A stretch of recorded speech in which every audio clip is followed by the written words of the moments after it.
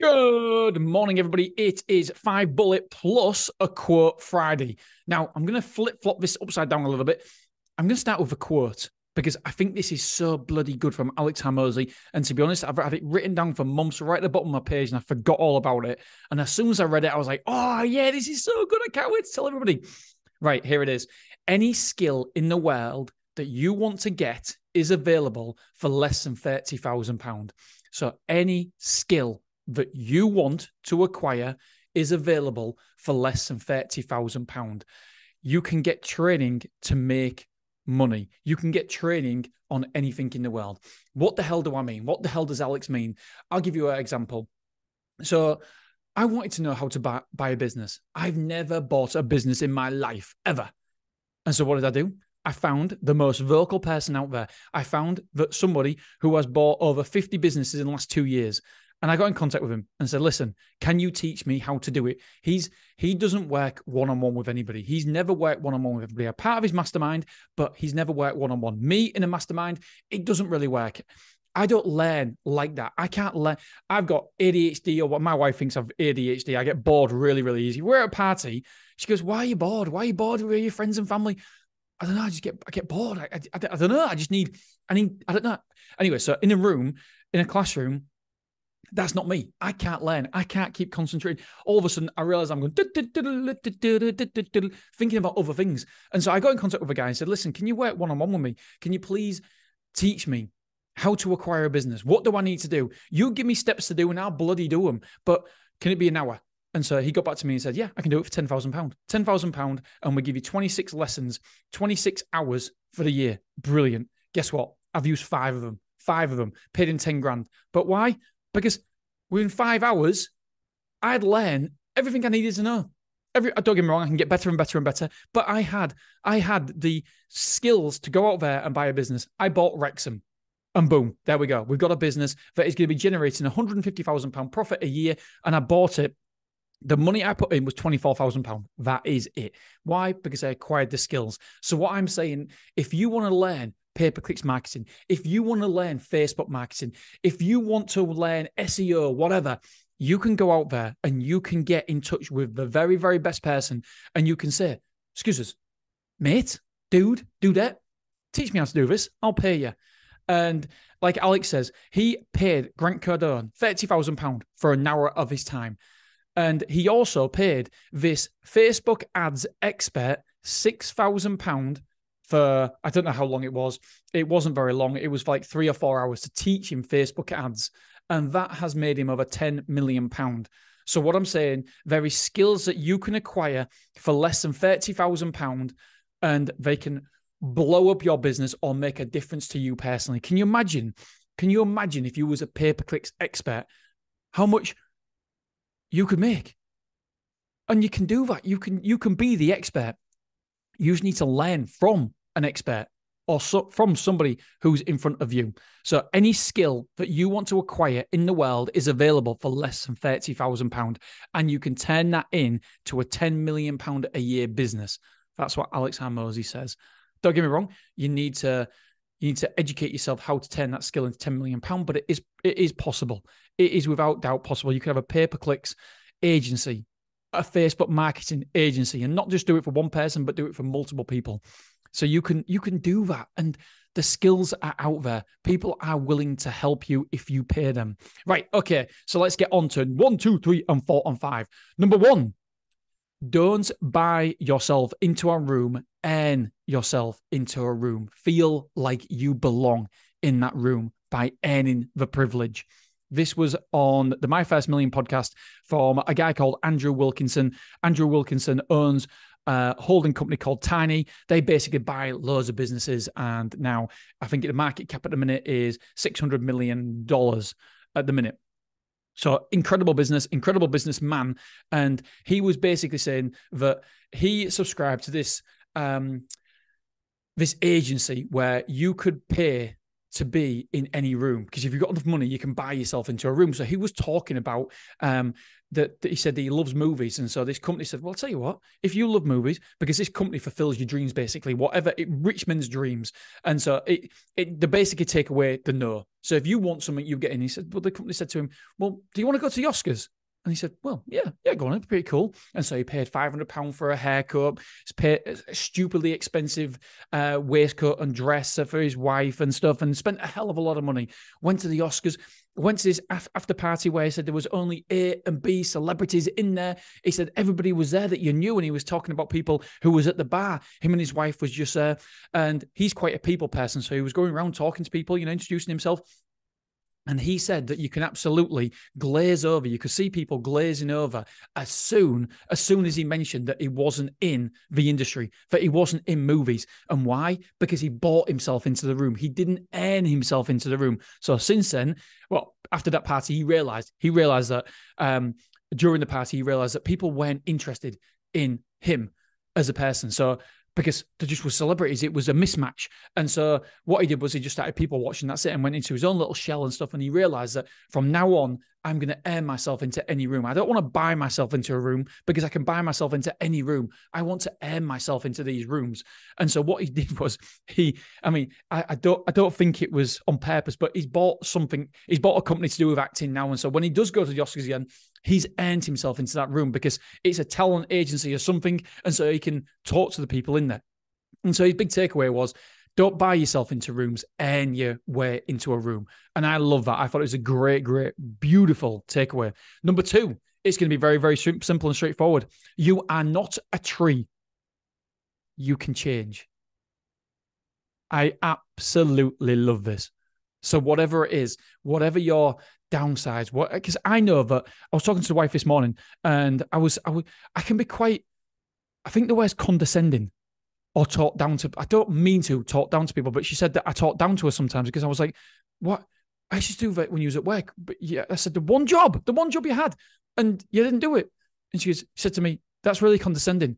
I was like, yeah, it probably is. Right. Okay, I can change. I'm not a tree. I can change. And you're not a tree. You can change. So whatever bad habits you have, you can change because you are not a tree. Just believe that you and whatever it is can change. Okay, you are not a tree. You can change. Now, this one happens to me. Number 3, Hanlon's razor. Have you ever heard of this saying, Hanlon's razor? I hadn't even, so leave it there. Hanlon's razor basically says, never attribute to malice that can otherwise be attributed to ignorance or stupidity. Basically, never assume negative intent. But everybody does. Give me an example, Dean, because I still don't get it. Okay, you've got it. You send an email to someone and you don't get a response. So straight away, you think, well, that absolute fucking wanker. I can't believe it. That absolute dickhead. Why didn't you reply? But then we don't, and you think that they're not interested, that whatever, you've got this negativity, this negative intent that is connected now to that. But just remember, it could be that they are busy, they've got kids, they've got life gets in the way. It could be for a whole host of reasons.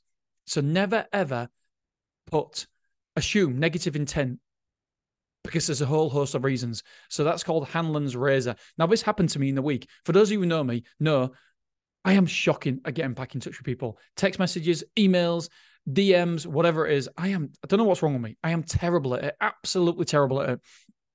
And people who know me now know that it's not negative intent, that I don't do it negatively. I don't do it on purpose. But this one particular person didn't know me, didn't know that, and took exception to it and thought it was a negative intent connected to it. And I was listening to My First Million again. I love that bloody podcast. And they said, Hanlon's razor. Have you heard of it? And I was like, no, what is it? And then as soon as I said it, I was like, oh my God, yes. So Hanlon's razor. Basically, never assume negative intent when somebody or something upsets you or you don't know the reason behind it, basically. Another example, I believe, and I say this to my wife all the time, we was on the motorway just the other day and somebody was driving like an absolute donut, an absolute idiot, right up people's asses, in and out, in and out. And I use this analogy all the time. And we assume negative intent, that guy's just a dick. but he might not be. He might not be. His wife might have gone into labor. His kid might be in hospital. We don't know. We don't have enough information. But straight away, we go to our negative side of our brain, and we shouldn't, because we don't have all the information. So if you don't get a response from somebody, there could be 1,001 reasons. If somebody's been a dick for whatever reason and pushing in and not being very charitable, again, we don't know. But don't assume negative intent. Number 4. Now, this is perfect when I heard this on some business podcast. Nose in, hands out. In business, you need to be nose in, but hands out. Leaders, owners, business, CEOs. Nose in, hands out. So that basically means if you go into a meeting, you do not want to be walking out with loads of to-dos. That is not your job. I can only speak for me because I don't know your situation, your scenario. Obviously, if you're a manager and working for somebody, then that is your job. But if this is for me, I don't want to be doing that because that's not my job. That's not my forte. That's not what I should be focusing on the business. I should be focusing externally rather than internally in the business. So I don't want to be going into a meeting with out of a meeting with loads of notes and to-dos. That shouldn't be my job. And so it nose in, hands out for CEOs, managers. If you're managing somebody else, but this is just basically for me, nose in, hands out. And I was like, yes, I love that. It was a business owner talking about what makes a difference for him and why he is so good. And I was like, that's bloody good. Number 5, I'm going to leave this with you, my friends. This is beautiful. There's a girl on TikTok who she's brought out a book as well. It's the most amazing book, but she works in a hospice, end of life. And honestly, it is, every time I listen to her, I can cry because she's so positive and she's all the time talking about the good and how amazing her life is and how lucky and blessed she is to have these amazing experiences with people. And because of working in a hospice now, she is absolutely convinced with the afterlife because of what happens. People start seeing people, their loved ones, people who's previously died, and there's no scientific reason or evidence, or that there's nobody who's figured out why this happens. There's nothing inside the brain that can do this. And people say, my grandma's come to take me tomorrow. My grandma's here now. She's over there. My grandma's taking, and there's none of that drugs that can do it. There's nothing that's I don't know, there's nothing scientifically that's made this girl think anything other than there's something in the afterlife. Anyway, I'm not very good at explaining that. Something she said that was really, really good was, keep asking yourself, when's your next beautiful and meaningful moment? When is your next meaningful and beautiful moment? When you ask yourself that question, you will see more magical moments all around you and you will appreciate them. So just keep asking yourself, like, a magical moment could be anything. As soon as I read this and wrote it down, the next day, I was taking my kid to school and he just said something stupid about something, not something stupid, but something that didn't mean anything massive. It wasn't huge. It was something mundane, like, oh, Dad, I can't wait today because I go swimming. And I said, well, why do you like swimming? He goes, well, because I get out of school. I was like, and he just smiled at me and we like had a connection. I was like, he just smiled and looked me straight in the eyes. And I was like, oh my God, this is what she's talking about. This is a meaningful moment, but we gloss over these moments all the time. So if you keep asking yourself and aware of this, when is your next beautiful moment? When is your next meaningful moment? If you keep that at the front of mind, then you will have more of these moments because you'll be aware of them and you'll appreciate them and you'll see them.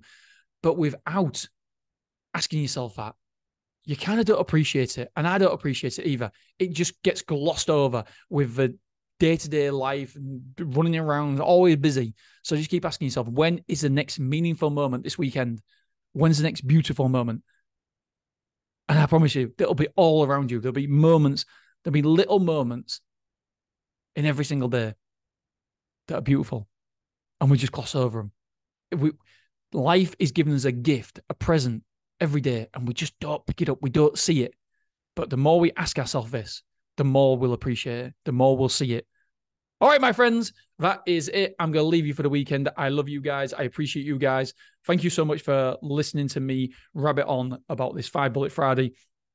I really, really enjoy it. And it's probably more for me than anybody else, because when I write things down, I remember things. And so first of all, I write them down and then I read them back again like today. And I'm like, oh yeah, that's so good.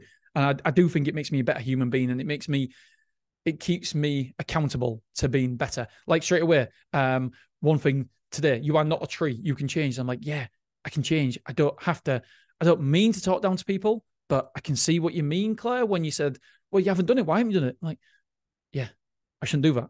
So I need to be better at that so we can all change. We can all be better. All right, my friends, I love you. I appreciate you. And I'll see you on Monday morning. Have a wonderful weekend. Oh, Hacking Self Stories listeners, I'll see you on Monday morning. Motivated Entrepreneurs, I'll see you next Friday. All right, I love you. Appreciate you. Have a wonderful weekend. Bye-bye.